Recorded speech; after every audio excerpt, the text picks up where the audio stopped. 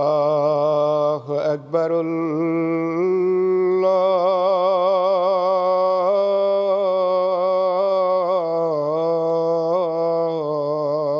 الله أكبر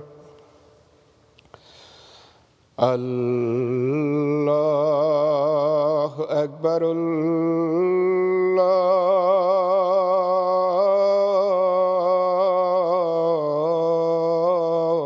الله أكبر أشهد أن لا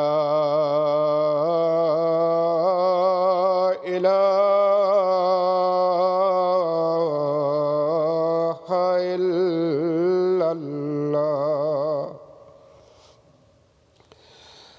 أشهد أن لا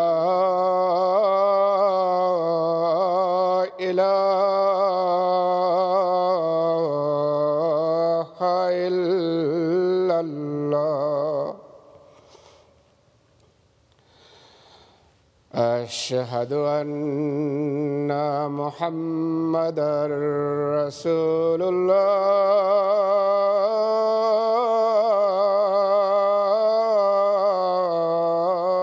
الله أشهد أن محمدًا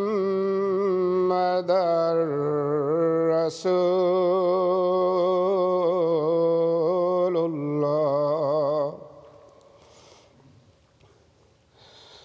حي على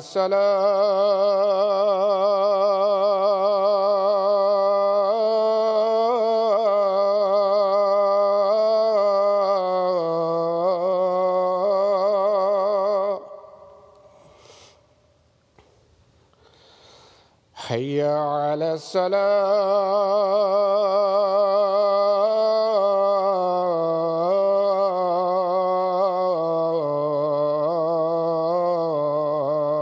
الصلاة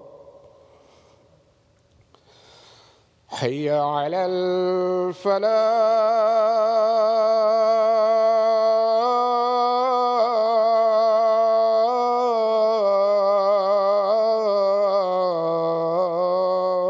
الفلاح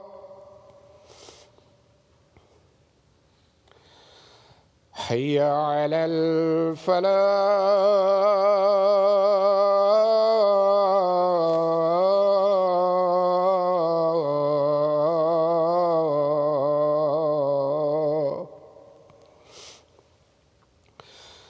الله أكبر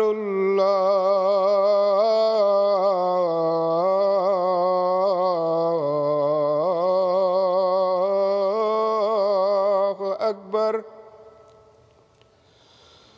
لا إله إلا الله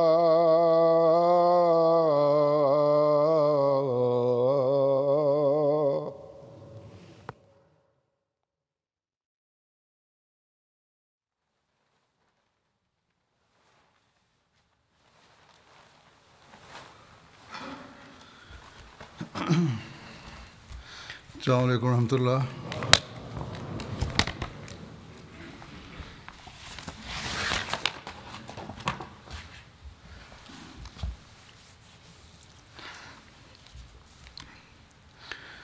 أشهد أن لا إله إلا الله وحده لا شريك له وأشهد أن محمدًا عبده ورسوله أما بعد فأعوذ بالله من الشيطان الرجيم بسم الله الرحمن الرحيم الحمد لله رب العالمين الرحمن الرحيم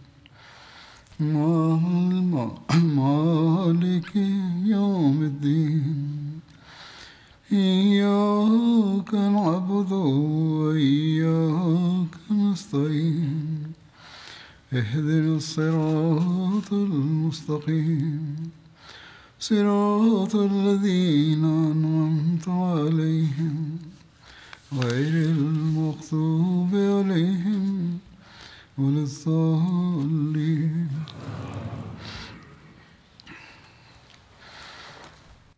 حضرت صلی اللہ علیہ وسلم মহানবী সাল্লাল্লাহু আলাইহি ওয়াসাল্লামকে হত্যা করার জন্য ইহুদিদের একটি গোত্র বনু নজিরের যে চক্রান্ত ছিল ان کی سازش تھی اس کا ذکر ہو رہا تھا তার বিবরণ চলছিল, তার আলোচনা চলছিল।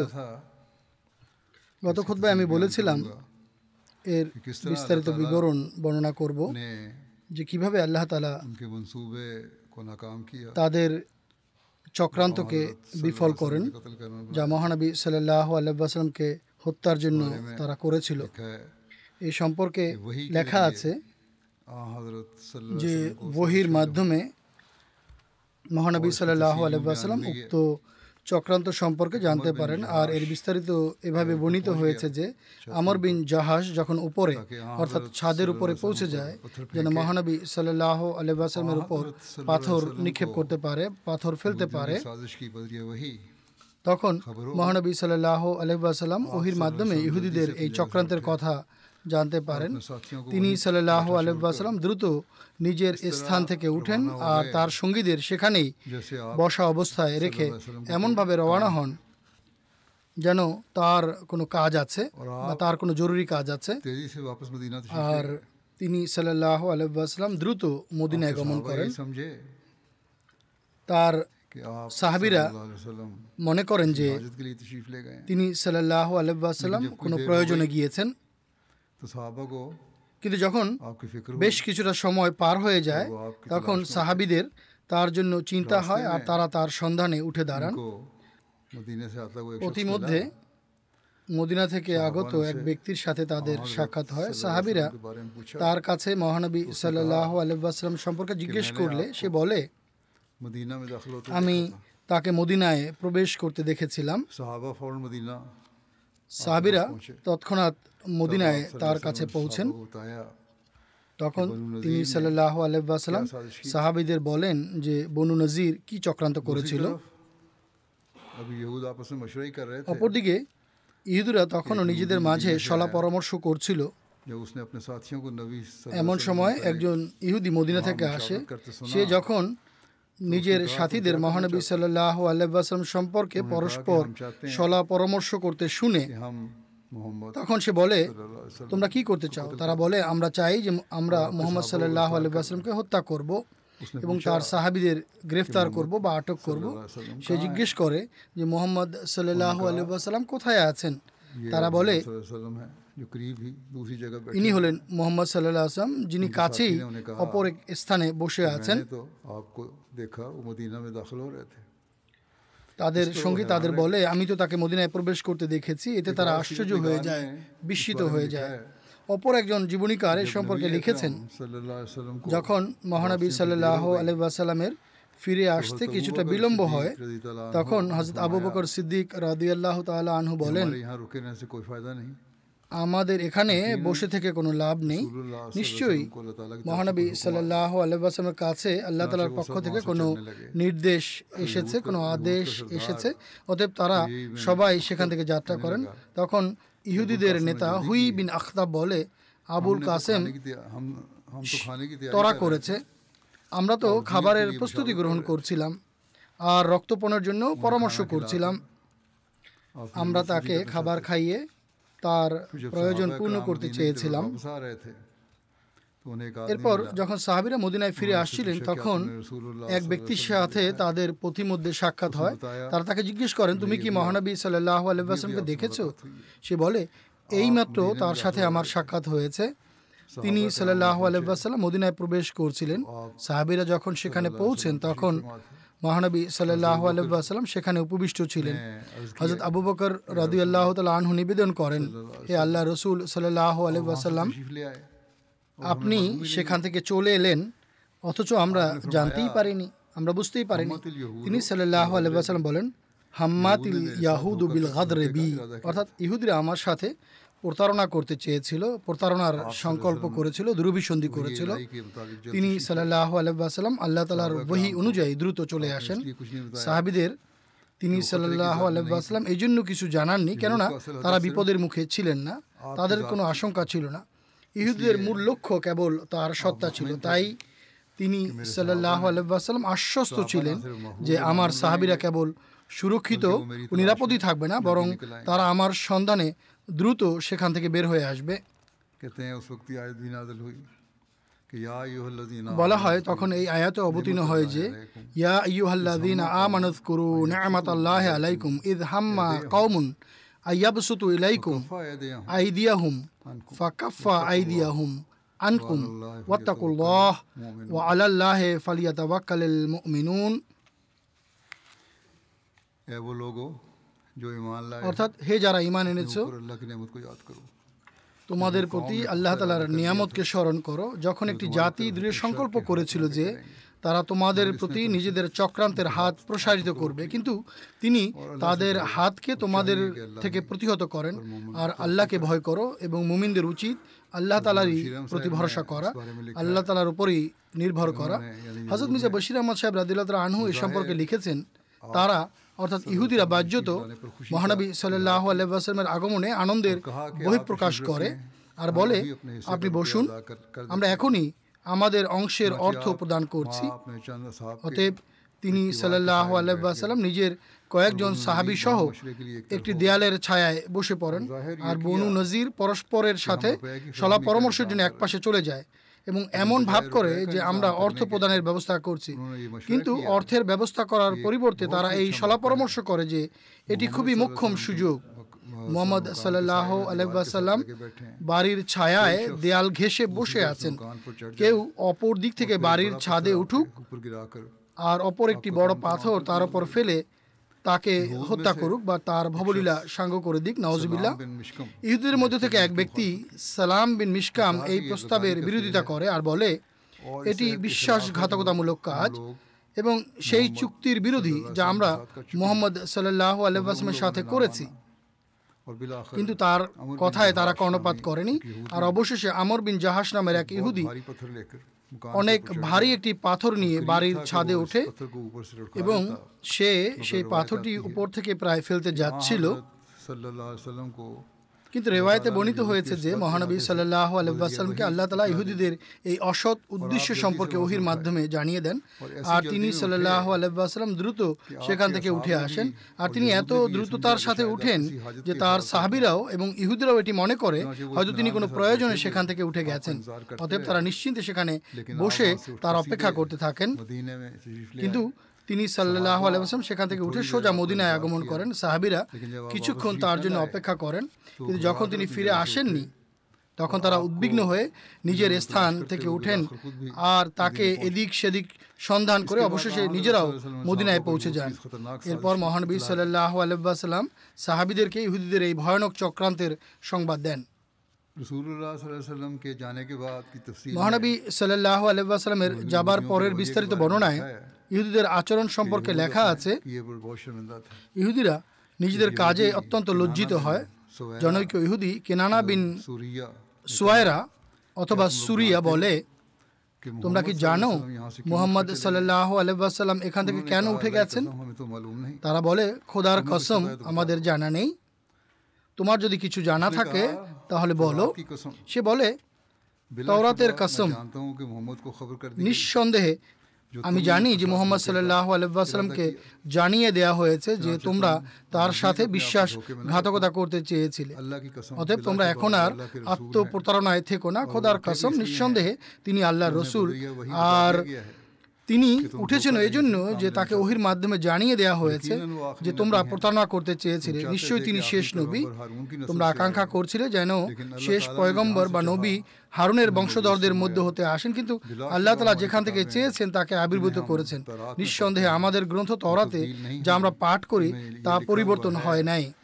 এতে লেখা আছে এই নবী মক্কায় জন্মগ্রহণ করবেন আর তিনি ইয়াসরিব তথা মদিনায় হিজরত করবেন। আমাদের গ্রন্থ তওরাতে তার যে গুণাবলী বর্ণনা করা হয়েছে তা শুধুমাত্র তার অর্থাৎ মুহাম্মদ সাল্লাল্লাহু আলাইহি ওয়াসাল্লামের ক্ষেত্রেই সত্য প্রতিপন্ন হয়। আমি দেখতে পাচ্ছি তোমরা রক্তপাত ছাড়া আর কিছুই পাবে না। তোমরা ক্রন্দন ও আহাজারি করতে করতে নিজেদের ধন সম্পদ এবং সন্তান সন্ততিদের রেখে যাবে। তোমরা যদি আমার কথা মেনে নাও তাহলে তোমাদের সম্মান ও মর্যাদা অক্ষুণ্ণ থাকবে।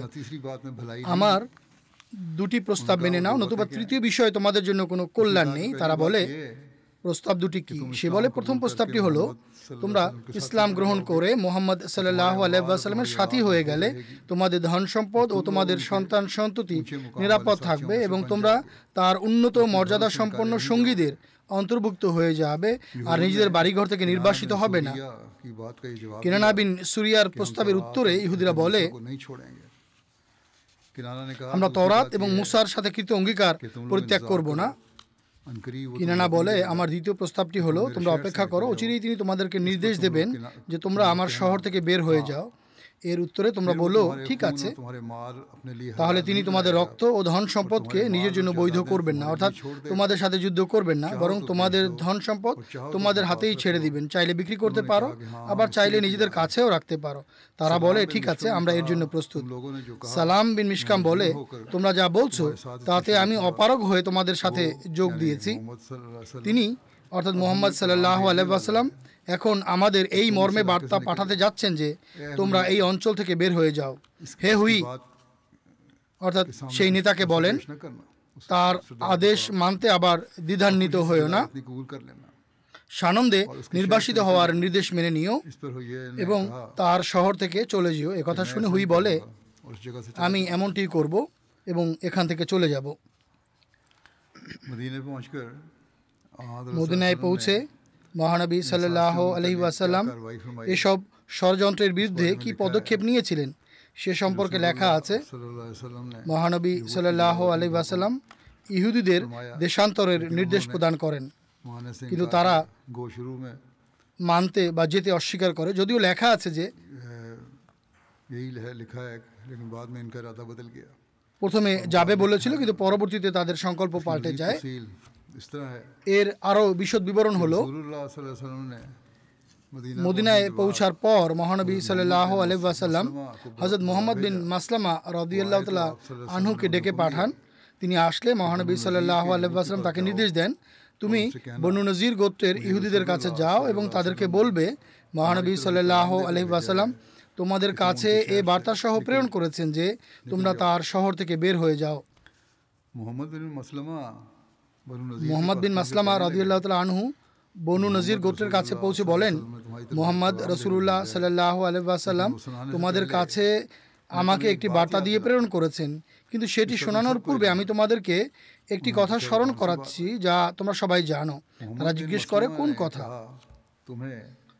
মুহাম্মদ বিন মাসলামা রাদিয়াল্লাহু তাআলা আনহু বলেন, আল্লাহ তাআলা কর্তৃক মুসা আলাইহিস সালামের প্রতি অবতীর্ণ তওরাতের দোহাই দিয়ে আমি তোমাদের জিজ্ঞেস করছি, তোমাদের হয়তো মনে থাকবে ইসলাম গ্রহণের পূর্বে আমি একদিন তওরাত নিয়ে তোমাদের সামনে এসে উপস্থাপন করেছিলাম। তোমরা বলেছিলে, আহার করতে চাইলে আহার করাবো, তুমি ইহুদি হতে চাইলে তোমাকে ইহুদি বানাবো। আমি বলেছিলাম, আহার করালে আমি আহার করব, তবে ইহুদি হতে বললে সেটি সম্ভব নয়। এরপর তোমরা একটি থালায় খাবার দিয়ে জিজ্ঞেস করলে, তুমি ইহুদি ধর্ম গ্রহণ করতে চাচ্ছ না কেন? তুমি কি ইব্রাহিমের ধর্মের সন্ধান করছো? আবু আমের রাহেব কি ইব্রাহিমের ধর্মের অনুসারী নয়? সেই ধর্মের অনুসারী নবী আমাদের নিকট আসতে যাচ্ছেন, যার লক্ষণাবলী হলো তিনি হাস্যবদন হবেন, সত্যের শত্রুদের নিধন করবেন, তার চক্ষুদয় লালাভ হবে, তিনি ইয়েমেনের দিক থেকে আসবেন, উটের উপর আরোহিত থাকবেন, তার মাথায় পাগড়ি বাঁধা থাকবে, শুকনো রুটির টুকরো খেয়ে জীবন ধারণ করবেন, তার গ্রীবাদেশে তরবারি ঝুলন্ত থাকবে, আর তিনি প্রজ্ঞা ও বিচক্ষণতাপূর্ণ কথা বলবেন। ইহুদিরা বলে, তুমি সকল লক্ষণই যথার্থ বলেছ, আমরা তোমার সাথে এসব কথা বলেছিলাম, কিন্তু এসব লক্ষণ এই ব্যক্তি অর্থাৎ মুহাম্মদ সাল্লাল্লাহু আলাইহি ওয়াসাল্লামের মধ্যে নেই। উত্তরে মুহাম্মদ বিন মাসলামা রাদিয়াল্লাহু তাআলা আনহু বলেন, আমি তোমাদেরকে এই বিষয়টি স্মরণ করাতে চাচ্ছিলাম। এখন মহানবী সাল্লাল্লাহু আলাইহি ওয়াসাল্লামের বার্তাটি শোনো। মহানবী সাল্লাল্লাহু আলাইহি ওয়াসাল্লাম আমাকে তোমাদের কাছে পাঠিয়েছেন, কারণ তোমাদের সাথে যে চুক্তি করা হয়েছিল তোমরা প্রতারণা করে তা ভঙ্গ করেছ। আমর বিন জাহাস ছাদের উপর থেকে পাথর নিক্ষেপের চক্রান্ত করেছিল, যে বিষয়ে আল্লাহ তাআলার পক্ষ থেকে তার নবীকে সংবাদ দেয়া হয়। তোমরা অঙ্গীকার ভঙ্গ করেছ। এ কথা শুনে তাদের উপর নীরবতা ছেয়ে যায়। মোহাম্মদ বিন মাসলামা রাদিয়াল্লাহু তাআলা আনহু মহানবী সাল্লাল্লাহু আলাইহি ওয়াসাল্লামের বার্তা শোনাতে গিয়ে বলেন, মহানবী সাল্লাল্লাহু আলাইহি ওয়াসাল্লাম বলেছেন, উখরুজু মিন বালাদি ফাকাদ আজ্জালতুকুম আশরান ফামান রুইয়া বাদা যালিকা যারাবতু উনুকাহু। অর্থাৎ তোমরা আমার শহর থেকে বের হয়ে যাও, আমি তোমাদেরকে 10 দিন সময় দিচ্ছি, এরপর যদি কাউকে দেখা যায় তাহলে আমি তার শিরচ্ছেদ করব। ইহুদিরা বলে, আমরা এটা কল্পনাও করতে পারতাম না যে অজ গোত্রের কারো কাছ থেকে আমরা কখনো এমন কথা শুনব। তুমি তো আমাদের মিত্র ছিলে। মোহাম্মদ বিন মাসলামা রাদিয়াল্লাহু তাআলা আনহু বলেন, এখন মন পরিবর্তন হয়ে গেছে। অস এবং খাজরাজ গোত্রের লোকদের হৃদয়ে ইহুদিদের জন্য ভালোবাসা ছিল, কিন্তু ইসলাম গ্রহণের পর এখন সেখানে আল্লাহ এবং তার রাসূল সাল্লাল্লাহু আলাইহি ওয়াসাল্লামের ভালোবাসা বিরাজমান। মহানবী সাল্লাল্লাহু আলাইহি ওয়াসাল্লামের বার্তা শুনে ইহুদিরা নির্বাসনের প্রস্তুতি নিতে আরম্ভ করে। বনু নজিরকে কিছুদিনের অবকাশ দেওয়া হলে তারা নির্বাসনের প্রস্তুতি নিতে আরম্ভ করে। তাদের বাহনগুলো জি জাদার নামক স্থানের চারণভূমিতে ছিল। মদিনা থেকে 6 থেকে 8 মাইল দূরত্বে অবস্থিত কুবার পার্শ্ববর্তী একটি চারণভূমি ছিল জি জাদার। তারা সেগুলোকে ফেরত নিয়ে আসছিল। তারা আশজা গোত্রের কাছে ধার হিসেবে কিছু উট দেবার অনুরোধ করে। ইহুদিরা সেখান থেকে চলে যাওয়ার প্রস্তুতি নিচ্ছিল। সে সময় মুনাফিকদের নেতা আব্দুল্লাহ বিন উবাই বিন সলুল একটি চক্রান্ত করে। সে একটি দুরভিসন্ধি করে, আর তার এই চক্রান্তের কারণে তাদের পরিকল্পনা পাল্টে যায়, যার বিশদ বিবরণে ইতিহাসে লিপিবদ্ধ আছে। ইহুদিরা নিজেদের প্রস্তুতিতে ব্যস্ত ছিল। এর মধ্যেই আব্দুল্লাহ বিন উবাইয়ের বার্তা আসে তাদের কাছে। সুয়ায়েদ ও দায়েস এই বার্তা নিয়ে আসে যে আব্দুল্লাহ বিন উবাই বলছে, নিজেদের বাড়িঘর থেকে তোমরা বের হইও না, নিজেদের ধন সম্পদ পরিত্যাগ করো না, নিজেদের দুর্গে অবস্থান করো। আমার কাছে স্বজাতির এবং আরবের বিভিন্ন গোত্রের 2000 যুবক আছে, যারা তোমাদের সাথে তোমাদের দুর্গে প্রবেশ করবে। তাদের সর্বশেষ ব্যক্তি মৃত্যুবরণ না করা পর্যন্ত মুসলমানদেরকে তোমাদের কাছে পৌঁছতে দিবে না। বনু কুরাইজাও তোমাদেরকে সাহায্য করবে, তোমাদেরকে অপদস্থ করবে না। বনু গাতফান গোত্র থেকে তোমাদের মিত্ররাও তোমাদেরকে সাহায্য করবে। আর একান্তই যদি তোমরা এখান থেকে বের হতে বাধ্য হও, তাহলে আমরাও তোমাদের সাথে এখান থেকে চলে যাব।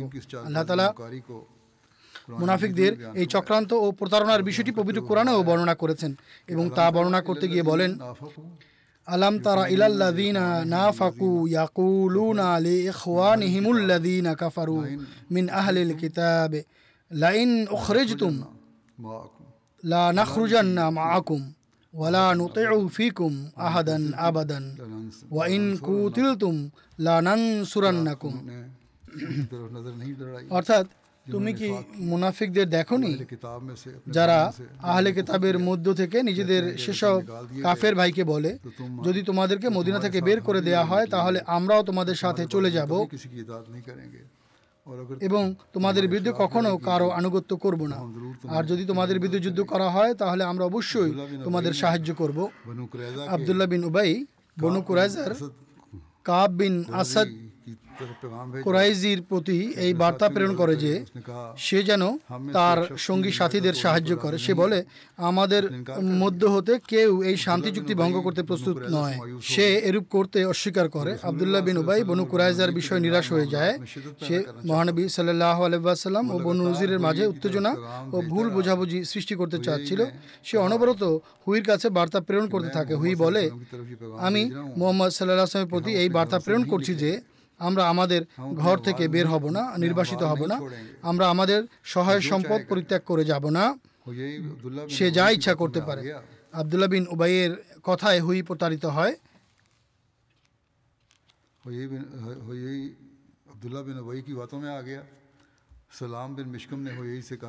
সালাম বিন মিশকাম হুইকে বলে, হে হুই,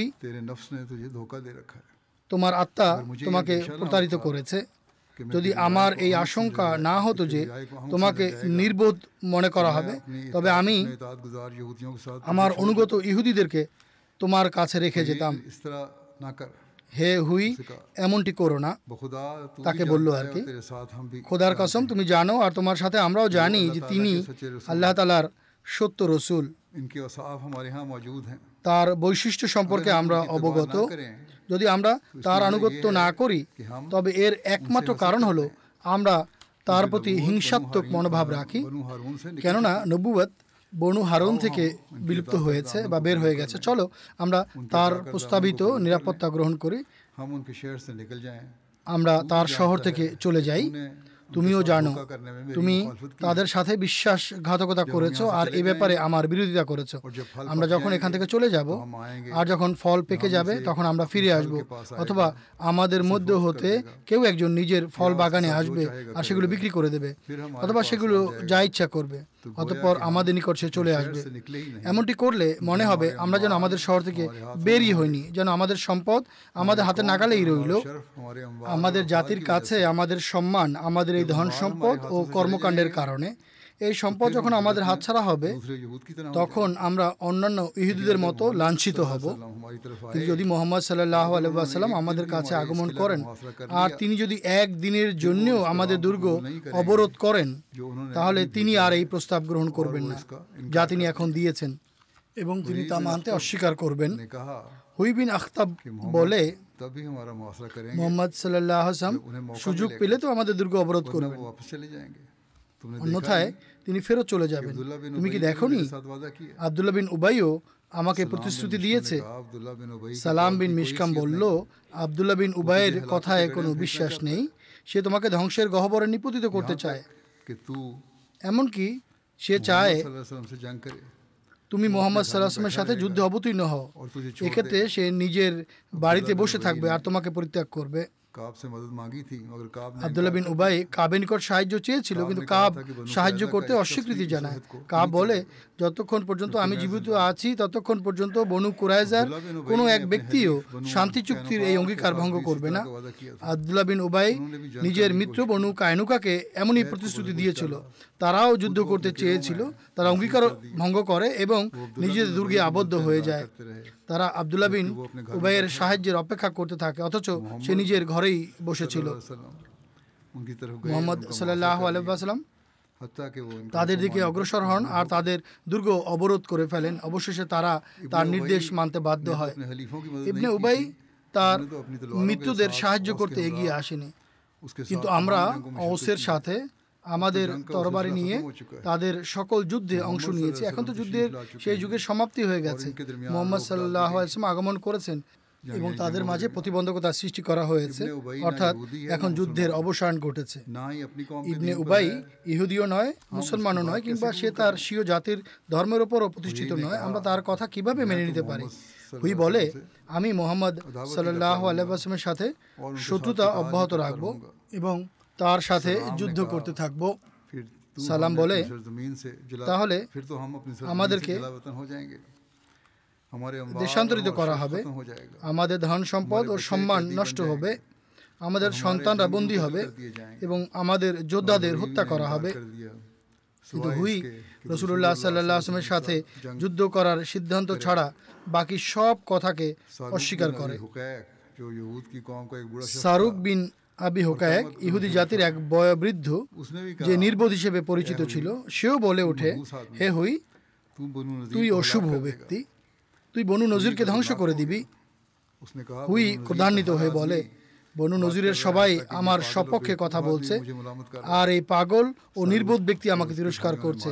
তখন শাহরুখকে তার ভাইয়েরা প্রহার করে এবং হুইকে বলে, আমরা তোমার আদেশ মান্যকারী, আমরা তোমার অধীনস্থ, আমরা কখনোই তোমার বিরোধিতা করব না। এরপর হুই তার ভাই জুদি বিন আখতাবকে বার্তাবাহক হিসেবে বা দূত হিসেবে প্রেরণ করে আর বলে, যাও মুসলমানদের নেতাদের গিয়ে বলো যে আমরা এখান থেকে যাব না, তোমাদের যা খুশি তা করতে পারো। যদি মদিনায় পৌঁছে হুইয়ের বার্তা শোনায়, মহানবী সাল্লাল্লাহু আলাইহি ওয়াসাল্লাম সাহাবীদের সাথে সেখানে উপবিষ্ট ছিলেন। তিনি তার এই কথা শুনে উচ্চস্বরে আল্লাহু আকবার বলেন এবং মুসলমানরাও নারায়ে তাকবীর ধ্বনি উচ্চকিত করতে থাকবে। তিনি সাল্লাল্লাহু আলাইহি ওয়াসাল্লাম বলেন, হারাবাতিল ইয়াহুদ, অর্থাৎ ইহুদিরা যুদ্ধের ঘোষণা দিয়ে দিয়েছে, তারা যুদ্ধের ঘোষণা দিয়েছে। মহানবী সাল্লাল্লাহু আলাইহি ওয়াসাল্লাম বনু নজিরের এই কর্মকাণ্ড এবং প্রকাশ্য যুদ্ধের ঘোষণার উত্তরে বনু নজিরের বিরুদ্ধে যুদ্ধের ঘোষণা দেন, আর সাহাবীরা সাথে সাথে যুদ্ধের প্রস্তুতি আরম্ভ করেন। ইহুদিদের এই দূত জুদ্দি বিন আখতাব তাৎক্ষণিকভাবে আব্দুল্লাহ বিন উবাইয়ের বাড়িতে পৌঁছে যায় এবং মহানবী সাল্লাল্লাহু আলাইহি ওয়াসাল্লামের সাথে হওয়া কথোপকথন এবং পারিপার্শ্বিক অবস্থা সম্পর্কে তাকে অবগত করে। সে নিজের বাড়িতে তার সাথীদের সাথে খোশ গল্পে মত্ত ছিল। সে বলে, আমি আমার মিত্রদের সংবাদ দিচ্ছি, তারা তোমাদের সাথে দুর্গে প্রবেশ করবে। সেই দূত দেখে যে ইবনে উবাইয়ের পুত্র হযরত আব্দুল্লাহ বর্ম পরিহিত অবস্থায় তরবারি নিয়ে ইসলামী সেনাবাহিনীতে অংশগ্রহণের জন্য ছুটে যাচ্ছেন। তখন জুদি সহযোগিতার আশা ছেড়ে দিয়ে তাৎক্ষণিকভাবে হুইর কাছে ফিরে আসে এবং পুরো বৃত্তান্ত তাকে অবহিত করে। সে বলে, মুহাম্মদ সাল্লাল্লাহু আলাইহি ওয়াসাল্লাম তোমাদের বক্তব্য শুনে বলেছেন ইহুদিরা যুদ্ধের ঘোষণা দিয়ে দিয়েছে। অতঃপর তিনি তাকবীর ধ্বনি উচ্চকিত করে যুদ্ধের প্রস্তুতি নেওয়ার ঘোষণা দিয়েছেন। সে তখনও বিশ্বাস করতে পারছিল না, তাই সে বলে এটি তাদের যুদ্ধ কৌশল বা রণকৌশল। হুই জিজ্ঞেস করে, আব্দুল্লাহ বিন উবাই কি বলেছে? তখন সে ইবনে উবাইয়ের সাথে কথোপকথন সম্পর্কে বলে যে সে বলেছে, আমি আমার মিত্রদের সংবাদ পাঠাচ্ছি, তারা তোমাদের সাথে দুর্গে প্রবেশ করবে। যদি বলে, আমি তো তার পক্ষ থেকে সাহায্যের কোনো আশা দেখছি না। এদিকে মহানবী সাল্লাল্লাহু আলাইহি ওয়াসাল্লাম দুর্গ অবরোধের জন্য সাহাবীদেরকে প্রস্তুতি গ্রহণের নির্দেশ প্রদান করেন। হযরত মির্জা বশির আহমদ সাহেব রাদিয়াল্লাহু তাআলা আনহু এই সম্পর্কে লিখেছেন, মহানবী সাল্লাল্লাহু আলাইহি ওয়াসাল্লাম অজ গোত্রের এক নেতা মুহাম্মদ বিন মাসলামা রাদিয়াল্লাহু তাআলা আনহুকে ডেকে বলেন, তুমি বনু নজিরের কাছে যাও এবং তাদের সাথে এ বিষয়ে কথা বলো, আর তাদেরকে বলো যেহেতু তারা নিজেদের দুষ্কৃতিতে সীমাতিক্রম করেছে এবং তাদের বিশ্বাসঘাতকতা চরম সীমায় পৌঁছেছে, এখন তাদের মদিনায় থাকা উচিত হবে না। উত্তম এটিই হবে তারা যেন মদিনা ছেড়ে চলে যায় আর অন্য কোথাও গিয়ে বসবাস শুরু করে। তিনি তাদেরকে 10 দিন অবকাশ দেন। মুহাম্মদ বিন মাসলামা রাদিয়াল্লাহু তাআলা আনহু যখন তার কাছে যান, তখন তারা তার সাথে উদ্ধতপূর্ণ আচরণ করে এবং বলে, মুহাম্মদ সাল্লাল্লাহু আলাইহি ওয়াসাল্লামকে বলে দাও আমরা মদিনা থেকে নির্বাসিত হতে প্রস্তুত নই, তোমাদের যা ইচ্ছা করতে পারো। মহানবী সাল্লাল্লাহু আলাইহি ওয়াসাল্লাম যখন তাদের এই উত্তর শুনেন, তখন তিনি অবলীলায় বলে ওঠেন, আল্লাহু আকবার, ইহুদিরা তো যুদ্ধের জন্য প্রস্তুত হয়ে আছে। এরপর তিনি সাল্লাল্লাহু আলাইহি ওয়াসাল্লাম মুসলমানদের প্রস্তুতি গ্রহণের নির্দেশ প্রদান করেন এবং সাহাবীদের একটি দল নিয়ে বনু নজিরের বিরুদ্ধে মাঠে নামেন বা যুদ্ধক্ষেত্রে অবতীর্ণ হন। রাষ্ট্রের এসব বিদ্রোহীদের দমনের জন্য যারা রাষ্ট্র প্রধানকে হত্যা করার মতো ভয়ঙ্কর ষড়যন্ত্র বা চক্রান্ত পর্যন্ত করেছিল, কারণ সে সময় মহানবী সাল্লাল্লাহু আলাইহি ওয়াসাল্লাম ছিলেন রাষ্ট্রপ্রধান। উপরন্তু তারা অনুতপ্ত হবার পরিবর্তে তখন সশস্ত্র যুদ্ধের ঘোষণা প্রদান করেছিলেন। তাই মদিনাকে একটি বিরাট রক্তপাত থেকে বাঁচাতে এবং মদিনার সুরক্ষার্থে এসব বিদ্রোহীদের দ্বার রুদ্ধ করা আবশ্যক হয়ে পড়েছিল। যা হোক, সকল মুসলমান যখন একত্রিত হয় তখন মহানবী সাল্লাল্লাহু আলাইহি ওয়াসাল্লাম তাদের সাথে বের হন। এ সময় মহানবী সাল্লাল্লাহু আলাইহি ওয়াসাল্লাম মদিনায় হযরত ইবনে উম্মে মাকতুম রাদিয়াল্লাহু তাআলা আনহুকে তার প্রতিনিধি বা স্থলাভিষিক্ত নিযুক্ত করেন। হযরত সাদ বিন উবাদা রাদিয়াল্লাহু তাআলা আনহুকে তাঁবু দিয়ে বলা হয় তা যেন বনু নজিরের দুর্গের সামনে স্থাপন করা হয়। এটি এক বিশেষ কাঠের তৈরি ছিল, অনেকে এটিকে চামড়ার তৈরি বলেছেন। যুদ্ধ পতাকা ধারণ করেন হযরত আলী বিন আবু তালিব রাদিয়াল্লাহু তাআলা আনহু। মহানবী সাল্লাল্লাহু আলাইহি ওয়াসাল্লাম মুসলমান বাহিনীর সাথে সামনে অগ্রসর হন। এমনকি সন্ধ্যা নাগাদ তিনি সাল্লাল্লাহু আলাইহি ওয়াসাল্লাম বনু নজিরের বসতি পর্যন্ত পৌঁছে অবস্থান নেন এবং সেখানে খোলা মাঠে আসরের নামাজ আদায় করেন। অন্যদিকে ইহুদিরা নিজেদের প্রাসাদগুলোতে দুর্গবন্দী হয়ে গিয়েছিল এবং দুর্গের উপর থেকে তীর ও পাথর নিক্ষেপ করতে থাকে। এশার নামাজের সময় হলে মহানবী সাল্লাল্লাহু আলাইহি ওয়াসাল্লাম নামাজ পড়ান এবং নামাজের পর 10 জন সাহাবীকে নিয়ে নিজের বাড়ি মদিনায় ফেরত চলে আসেন। সে সময় তিনি সাল্লাল্লাহু আলাইহি ওয়াসাল্লাম বর্ম পরিহিত এবং ঘোড়ায় আরোহিত অবস্থায় ছিলেন। তিনি সাল্লাল্লাহু আলাইহি ওয়াসাল্লাম হযরত আলী রাদিয়াল্লাহু তাআলা আনহুকে সেনাপ্রধান নিযুক্ত করেন এবং আরেকটি বর্ণনা মতে হযরত আবু বকর রাদিয়াল্লাহু তাআলা আনহুকে সেনাপ্রধান নিযুক্ত করেছিলেন। যা হোক, মুসলমানরা সারা রাত এভাবে অর্থাৎ ইহুদিদের ঘেরাও করা অবস্থায় কাটান এবং বারবার তাকবীর ধ্বনি উচ্চকিত করতে থাকেন। उजाला होने लगा। এমত অবস্থায় ভোরের লালিমা দেখার উপক্রম হলে হযরত বেলাল রাদিয়াল্লাহু তাআলা আনহু ফজরের আজান দেন। সে সময় মহানবী সাল্লাল্লাহু আলাইহি ওয়াসাল্লাম সেই 10 জন সাহাবীকে নিয়ে সেনাবাহিনীর মাঝে ফেরত আসেন যারা তার সাথে ছিলেন এবং তিনি সাল্লাল্লাহু আলাইহি ওয়াসাল্লাম ফজরের নামাজ পড়ান। ইহুদিদের মধ্যে হতে এক ব্যক্তির নাম ছিল আজওয়াক, কোথাও কোথাও তার নাম গুজুল বর্ণিত হয়েছে। এই ব্যক্তি অত্যন্ত দক্ষ তীরন্দাজ ছিল এবং তার ছোড়া তীর অনেক দূর পর্যন্ত যেত। সে মহানবী সাল্লাল্লাহু আলাইহি ওয়াসাল্লামের তাবু বরাবর তীর ছোড়ে, সেই তীর তাবুতে এসে লাগে। মহানবী সাল্লাল্লাহু আলাইহি ওয়াসাল্লাম সেখান থেকে তাবু সরিয়ে তীরন্দাজদের নাগালের দূরে নিয়ে যাবার নির্দেশ দেন। পুনরায় রাত হয়ে যায়। আব্দুল্লাহ বিন উবাইও বনু নজিরের কাছে আসলো না, আর তার কোনো মিত্র তাদের কাছে আসলো না, বরং সে তার নিজের বাড়িতেই বসে থাকলো। বনু নজির তার কাছ থেকে সাহায্য পাবার বিষয়ে হতাশ হলো। সালাম বিন মিশকাম এবং কেনানা বিন সুরিয়া দুজন হুইকে বলল, ইবনে উবাইয়ের সাহায্য কোথায় গেল যার তুমি প্রতীক্ষা করছিলে, আশা করছিলে? হুই বলল, আমি কি করতে পারি এখন? এ তো রীতিমতো ধ্বংস যা আমাদের অদৃষ্টে লেখা হয়েছে। এরই মধ্যে এক রাতে প্রায় এশার সময় হযরত আলী রাদিয়াল্লাহু তাআলা আনহুকে সৈন্যদের মধ্যে হতে অনুপস্থিত দেখা গেল। লোকেরা মহানবী সাল্লাল্লাহু আলাইহি ওয়াসাল্লামের নিকট নিবেদন করেন, হে আল্লাহ রাসূল সাল্লাল্লাহু আলাইহি ওয়াসাল্লাম, আলীকে কোথাও দেখা যাচ্ছে না। মহানবী সাল্লাল্লাহু আলাইহি ওয়াসাল্লাম বলেন, তার বিষয়ে চিন্তা করো না, কেননা সে তোমাদেরই একটি কাজে গিয়েছে, সবে অল্প সময় গড়িয়েছে। এরই মধ্যে আলী রাদিয়াল্লাহু তাআলা আনহু সেই ব্যক্তির মুন্ডু বা মস্তক নিয়ে হাজির হন যার নাম ছিল আজওয়াক এবং যার তীর মহানবী সাল্লাল্লাহু আলাইহি ওয়াসাল্লামের তাবু পর্যন্ত এসে পৌঁছেছিল। আলী রাদিয়াল্লাহু তাআলা আনহু তখন থেকেই তার জন্য ওত পেতেছিলেন। যখন সে মুসলমানদের কোনো বড় নেতাকে হত্যা করার চেষ্টা করছিল, তার সাথে একটি দলও ছিল। আলী রাদিয়াল্লাহু তাআলা আনহু তার উপর আক্রমণ করেন এবং তাকে হত্যা করেন। তার সাথে অন্যান্য যারা ছিল তারা পলায়ন করে। অতঃপর মহানবী সাল্লাল্লাহু আলাইহি ওয়াসাল্লাম হযরত আলী রাদিয়াল্লাহু তাআলা আনহুর সাথে 10 জন সদস্যের একটি দল প্রেরণ করেন, যাদের মধ্যে হযরত আবু দুজানা রাদিয়াল্লাহু তাআলা আনহু এবং হযরত সাহাল বিন হুনাইফ রাদিয়াল্লাহু তাআলা আনহুও ছিলেন। হযরত আলী রাদিয়াল্লাহু তাআলা আনহু এবং তার সাথীরা আজওয়াকের সঙ্গী সাথীদের ধরে ফেলে, যারা হযরত আলী রাদিয়াল্লাহু তাআলা আনহুকে দেখে পালিয়ে গিয়েছিল। সাহাবীদের সেই দল তাদের সবাইকে হত্যা করে। কতক আলেম লিখেছেন সেই দলে 10 জন সদস্য ছিল। সাহাবীরা তাদের হত্যা করে তাদের মস্তক নিয়ে ফেরত আসেন, যেগুলোকে পরবর্তীতে বিভিন্ন কূপে নিক্ষেপ করা হয়। একটি বর্ণনা অনুযায়ী মহানবী সাল্লাল্লাহু আলাইহি ওয়াসাল্লাম তাদের মস্তকগুলোকে বনু খাতমার বিভিন্ন কূপে নিক্ষেপ করার আদেশ প্রদান করেছিলেন। এ বিষয়ে আরও বিস্তারিত বর্ণনা আগামীতে করব ইনশাআল্লাহ।